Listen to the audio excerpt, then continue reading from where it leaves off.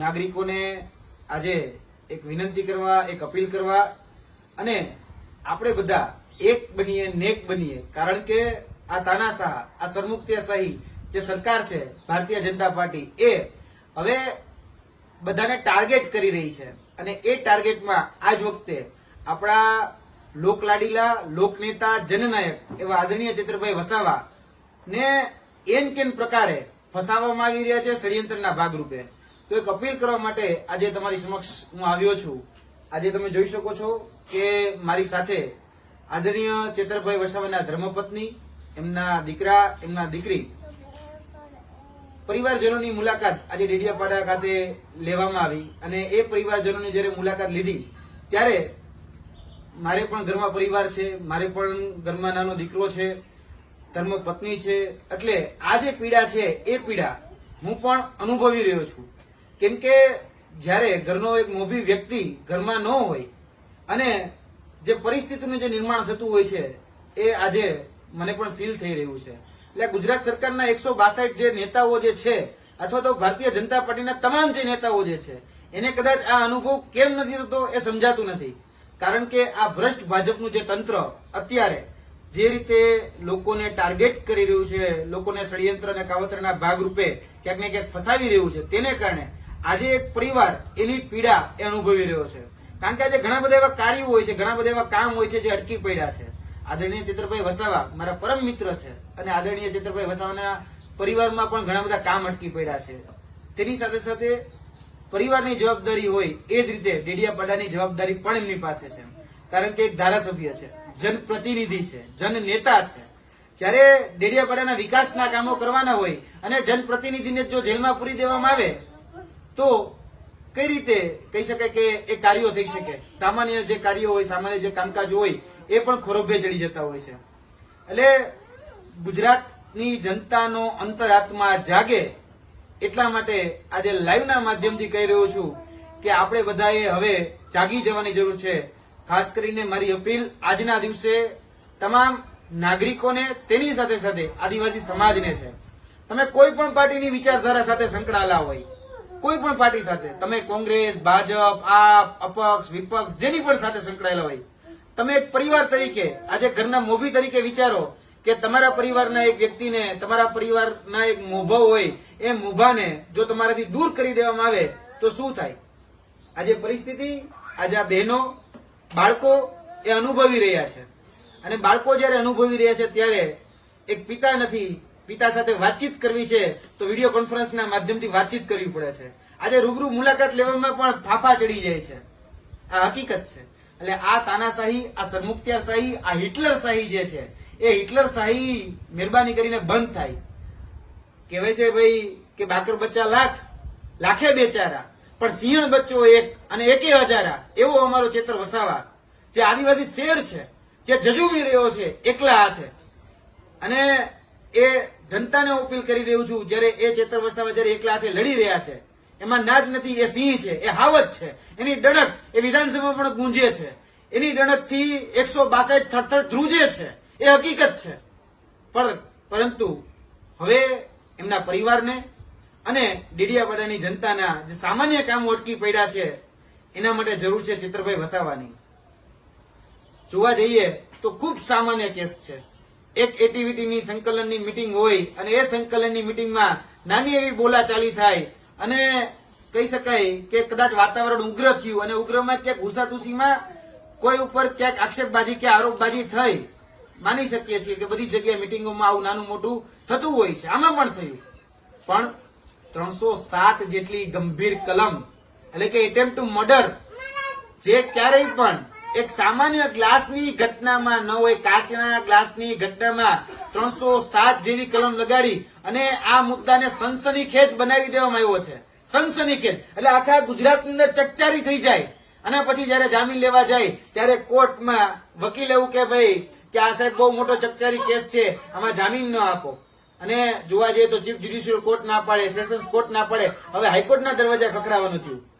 અને એ જ જોવા જઈએ તો મંત્રીના દીકરા, બચુભાઈ ખાબડના દીકરા, જે 509ની કલમમાં અંદર હતા, જે કદાચ એના કરતા પણ ગંભીર વાત કહેવાય કે આજે હજારો કરોડનું કૌભાંડ કરેલો વ્યક્તિ એ કહી શકાય ચીફ જ્યુડિશિયલ કોર્ટમાંથી છૂટી જાય અને આદરણીય ચેતરભાઈ વસાવાને તમે સેશન્સ કોર્ટમાંથી નથી છોડતા. એટલે આ જે ચાલી રહ્યું છે, આ જે અત્યારે જે પરિસ્થિતિ છે, એ પરિસ્થિતિ અમે સમજાવવા માંગીએ છીએ નાગરિકોને. કેમ કે નાગરિકોને સમજવું પડશે આજે બે કાયદા એ ગુજરાતની અંદર કામ કરી રહ્યા છે. એક કાયદો એવો છે કે જો તમે ભારતીય જનતા પાર્ટીનો ખેસ પહેરો છે તો એના માટે એક અલગ કાયદો છે, અને જો કોઈ વ્યક્તિ સામાન્ય જનતાનો અવાજ બને છે, આદિવાસી સમાજનો હીરો બને છે, આદિવાસી સમાજની વેદનાનો વાચક બને છે, તો એના માટે અલગ કાયદો છે. અને એમ કેમ પ્રકારે દબાવવા માટે આવા કાયદાઓનો ઉપયોગ કરી અને ટાર્ગેટ કરવામાં આવે છે. અત્યારે પણ આદિવાસી સમાજના નેતા ચેતરભાઈ વસાવાને એક કહી શકાય સુનિયોજિત કાવતરાના ભાગરૂપે એને ટાર્ગેટ કરવામાં આવ્યા છે. કેમ કે એ હીરો છે, જાણે છે બધું. અને આદિવાસી સમાજ આજે જે એકજૂટ થઈ રહ્યો છે, જે જાગૃત થઈ રહ્યો છે, એમાં આદરણીય ચેતરભાઈ વસાવાનો સિંહ ફાળો છે, એક મોટો ફાળો છે. અને જે રીતે એક લડાઈ અંગ્રેજો સામે જયારે લડાતી હતી ત્યારે જે રીતે કહી શકાય કે આદરણીય બિરસા મુંડા જે રીતે લડી રહ્યા હતા, એ રીતે બીજા અલગ અલગ આદિવાસી જનનાયકો જે રીતે લડી રહ્યા હતા, એ જ પ્રકારની લડાઈ ક્યાંક ને ક્યાંક અત્યારે આદિવાસી સમાજના હક અધિકાર અને ન્યાય માટે આદરણીય ચેતરભાઈ વસાવા લડી રહ્યા છે. અને સરકારને ખૂંચે છે, કારણ કે સરકારની વોટ બેંક તૂટે છે, સરકારને ખૂંચે છે. કેમ કે આદિવાસી અત્યારે એક થઈ રહ્યો છે. અત્યાર સુધી એક નહોતા કે આદિવાસી સમાજમાં ક્યાંક ને ક્યાંક ભાગલા પાડવામાં આવતા હતા. જે રીતે ઓલા ધોળા અંગ્રેજ હોતા ભાગલા પડોને રાજકારણની નીતિ અપનાવતા હતા, એ જ રીતે અત્યારના વર્તમાન ભારતીય જનતા પાર્ટીના 162 જે કાળા અંગ્રેજો છે, એ લોકો પણ અત્યારે આ જ રીતે ક્યાંક ને ક્યાંક એમ કેમ પ્રકારે અવાજ એ દબાવે છે. તો તમામ આદિવાસી સમાજના તમામ બાળકોને, વડીલોને, યુવાનોને હું અપીલ કરું છું, તમામ ધર્મ, જાતિ, જ્ઞાતિ, ધર્મના લોકોને હું અપીલ કરું છું, તમામ કહી શકાય કે આપણે બંધારણ અંતર્ગત ચાલવા માંગીએ છીએ, તો બંધારણ અંતર્ગત આપણે ભારતીય નાગરિક છીએ. તો નાગરિકોને હું અપીલ કરવા માંગુ છું કે આપણે બધા એક બનીએ અને જે આ દોગલી નીતિ, બેવડી નીતિ અને બેવડું કાયદો, શાસન વ્યવસ્થા છે એની સામે અવાજ ઉઠાવીએ. કારણ કે જે રીતે ચેતરભાઈ વસાવા છે તો એની ઉપર અલગ કાયદો છે, અને આવી તો ઘણી બધી ઘટનાઓ બનતી હોય છે અને બને પણ છે, તો ત્યાં અલગ કાયદો છે. ક્યારેય જોયું કે ભારતીય જનતા પાર્ટીનો બુટલેગર હોય અને એની ઉપર કોઈ જગ્યાએ કેસ દાખલ થયો હોય? એવું ક્યારે જોયું કે ભારતીય જનતા પાર્ટીનો ભ્રષ્ટાચારી હોય એની ઉપર આ રીતે ક્યારે કેસ દાખલ થયો હોય? આટલો હમણાં થોડા સમય પહેલા ગંભીરા બ્રિજ દુર્ઘટના થઈ, એ તો સૌથી મોટો ગુનો હતો. કેટલા લોકો મરી ગયા? મોરબી બ્રિજ દુર્ઘટના થઈ, 165 લોકો ગુજરી ગયા.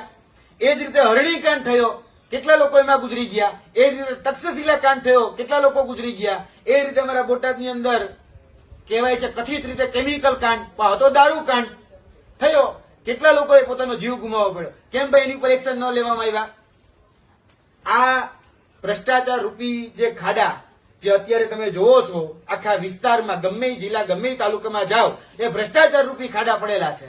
કારણ કે કોન્ટ્રાક્ટરોએ પોતાની કટકી કરી અને પોતાના પેટ ભર્યા છે. આ કોન્ટ્રાક્ટરોના નેતાઓના ભારતીય જનતા પાર્ટીની શાસન વ્યવસ્થામાં એ લોકોના પેટ મોટા થઈ રહ્યા છે ને, એટલે આ બધા ખાડા એ વધારે પડી રહ્યા છે. એટલે હું અપીલ કરું છું ગુજરાતની જનતાને, ગુજરાતના નાગરિકને કે મહેરબાની કરી આપણે એક બનીએ. આ કુવ્યવસ્થા સામે, કુશાસન સામે, આ સરમુખત્યારી શાસન સામે આપણે બધા એક થઈને લડીએ. આવનાર દિવસોની અંદર જ્યારે પણ એક કોલ આપવામાં આવે કે આપણે બધાએ કોઈ જગ્યાએ ભેગું થવાનું છે અને આદરણીય ચેતરભાઈ વસાવાના સમર્થનમાં ભેગું થવાનું છે, ત્યારે બધું જ ભૂલી જઈએ, ધર્મ, જાતિ, જ્ઞાતિ બધું જ ભૂલી અને આપણે બધા આ અત્યાચાર સામે, આ અન્યાય સામે એકજૂટ થઈને લડીએ. એના માટે એક અપીલ કરવા માટે આવ્યો છું. આવનાર દિવસોની અંદર જ્યારે પણ ભેગું થવાનું થાય ત્યારે આપણે આ જે તાનાશાહી છે, આ જે કહી શકાય કે ભાજપનું જે અત્યાચાર અને અન્યાયની જે નીતિ છે એની સામે જયારે ભેગું થવાનું થાય ત્યારે આપણે બધા ભેગું થવાનું છે. બાકી હું ભાજપને પણ કહી દઉં છું કે વડે નહીં દુનિયામાં કઈ ગેંગે કે ફેફે થવાથી, વડે નહીં દુનિયામાં કઈ ગેંગે કે ફેફે કરવાથી, ઘડીક શણગાર મર્દોનો સજી લ્યો તો મજા છે, અને મજા કઈક ઓર છે દાદ જો કાયર વેશ મૂકો અને કદમ બે કાળની સામે ભરી લ્યો ને તો મજા છે. અને કદમ બે કાળની સામે આ ચેતર વસાવાએ ભર્યા છે અને એક કાળની સામે અત્યારે લડી રહ્યો છે. તો ગુજરાતની જનતા પણ સમજી લે કે આ ચેતર વસાવા છે, બરાબર? ફ્લાવર નથી, ફાયર છે, ફાયર. અને જ્યારે જેલમાંથી છૂટીને બહાર આવશે ને ત્યારે ભારતીય જનતા પાર્ટી પણ યાદ રાખે એ વાઇલ્ડ ફાયર થવાનું છે. બરાબર? એટલે તમે જે આ અત્યારે આ દોગલી નીતિ, દોગલું વલણ અને આ જે અત્યાચારી અને જે અન્યાય નીતિ અપનાવી છે, તો એની સામે તમારે પણ તૈયાર રહેવાનું છે. જેટલો કાયદાનો ગેરઉપયોગ કરશો, જેટલો પોલીસને હાથો બનાવશો અને જેટલા કર્મચારીઓને હાથો બનાવશો, જે બેન ઉપર કઈ ટિપ્પણી જ નથી થઈ એ બેન ઉપર આજે કહી શકાય કે એને ક્યાંક ને ક્યાંક હાથો બનાવી અને કશું વાંધો નહીં, એ બેનને ક્યાંક ને ક્યાંક હાથો બનાવી અને આ ગુનો દાખલ કરવામાં આવી રહ્યો છે. એટલે યાદ રાખજો, જે પણ લોકો ખોટું કરી રહ્યા છે પછી એ પણ ભોગવવા માટે તૈયાર રહે. કારણ કે પછી આવનાર દિવસોની અંદર જે લોકો જે ભાષામાં સમજે છે એને એની ભાષામાં જવાબ દેવામાં આવશે અને આવશે જ. કારણ કે પછી જેવું કરશો એવું જ ભરશો. અમે હજી મર્યાદામાં છીએ. અમે હજી ક્યાંય પણ સૈદ્ધાંતિક રીતે કે બીજી ત્રીજી રીતે કોઈ પણ જગ્યાએ અમે ક્યાંય પણ હજી ઊણા ઉતરા નથી. એટલે આવનાર દિવસોની અંદર તૈયાર થઈ જાય તમામ આદિવાસી સમાજ, તમામ અન્ય સમાજો એક થઈ અને અન્યાય અને અત્યાચાર વિરુદ્ધ આપણી જે લડાઈ છે એ લડાઈમાં સાથ સહકાર અને સહયોગ આપે. કારણ કે આદરણીય ચેતરભાઈ વસાવાએ નકલી કચેરી કાંડ એ ઉજાગર કર્યું. હમણાં જ બેન પણ સાક્ષી છે કે મનરેગાનું કૌભાંડ ઉજાગર કર્યું. મનરેગાના કૌભાંડમાં હજારો કરોડનું કૌભાંડ એ ભારતીય જનતા પાર્ટીના નેતાઓએ કર્યું. એટલે દુખે છે પેટમાં અને કૂટો છો માથું. વાંધો છે ચેતર વસાવા કૌભાંડ ઉજાગર કરે એનાથી. જો તમને વાંધો હોય તો યાદ રાખજો, કૌભાંડને ડામવાની તૈયારી કરવી જોઈએ અને કૌભાંડને ડામવા જોઈએ. જે ઉજાગર કરે છે ને નો ડામો. કારણ કે ભૂતકાળમાં તમે અમારે પણ આ હાલ કર્યા છે. અમે જયારે પેપર લીકેજના કૌભાંડોને ઉજાગર કરતા હતા ત્યારે તમે અમને પણ જેલમાં નાખેલા છે.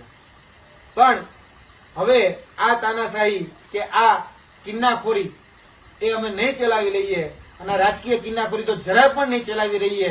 એટલે યાદ રાખજો, આવનાર દિવસોની અંદર આદિવાસી સમાજ હોય, અન્ય તમામ સમાજ હોય, 18 વરણ 34 જ્ઞાતિ જાતિ તમામને અપીલ કરીએ છીએ કે આવનાર દિવસોની અંદર જ્યારે પણ ભેગું થવાનું થાય ત્યારે આપણે બધા જ કોઈ પણ પાર્ટી હોય, કોઈ પણ ધર્મ હોય, કોઈ પણ જાતિ હોય, કોઈ પણ જ્ઞાતિ હોય, એ બધું જ ભૂલી આ અન્યાય અને અત્યાચાર સામે લડીએ.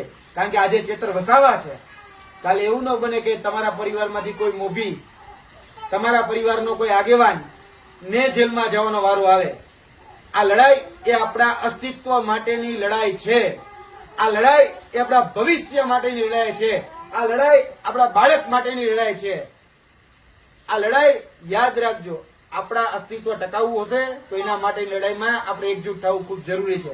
એટલે વધારે વાત ન કરતા એટલી સંવેદના ચેતરભાઈ વસાવાના પરિવાર સાથે હું રાખું છું કે જ્યાં પણ જે પણ રીતે મારી જરૂર પડશે, એમના દીકરાને કે એમના દીકરીને કે ધર્મપત્નીને કે પરિવારજનોના કોઈ પણ સભ્યને તો અમે ખભોથી ખભો મિલાવીને એમની સાથે ખભોથી ખભો રાખીને ઉભા છીએ. તમામ આ દુઃખના સમયમાં ભૂતકાળમાં પણ જે આવ્યો છે અને ભવિષ્યમાં પણ જે આવશે એ સમયમાં પણ તમામ પ્રકારની સંવેદનાઓ એમની સાથે છે. જ્યાં પણ કહેશે અમે એનો સાથ સહકાર અને સહયોગ આપવા માટે તૈયાર છીએ. કારણ કે ચેતરભાઈ વસાવા એ અમારા દિલમાં વસે છે અને ચેતરભાઈ વસાવા માટે જો ધ્યાન દેવું પડે તો એના માટેની પણ અમારી સંપૂર્ણ તૈયારી છે. બાકી યાદ રાખજો, આ તાનાશાહીને અમે સહન નહીં કરીએ, આ શ્રમોત્યારશાહીને અમે સહન નહીં કરીએ. કારણ કે અમારા વંશજો પણ એ અંગ્રેજો સામે લડ્યા છે, અમારા વંશજો પણ અત્યાચાર અને અન્યાય સામે લડ્યા છે. ત્યારે તમને આઝાદી મળી છે. આઝાદીનું મૂલ્ય અમે જાણીએ છીએ અને આ જ આઝાદી જે બંધારણથી અમને મળી છે એ બંધારણને આગળ રાખી જે હકો અધિકારો અમને બંધારણમાં બાબા સાહેબ આંબેડકર એ આપ્યા છે એને સાથે લઈ આવનાર દિવસોની અંદર આ લડાઈ અમે લડવા જઈ રહ્યા છીએ.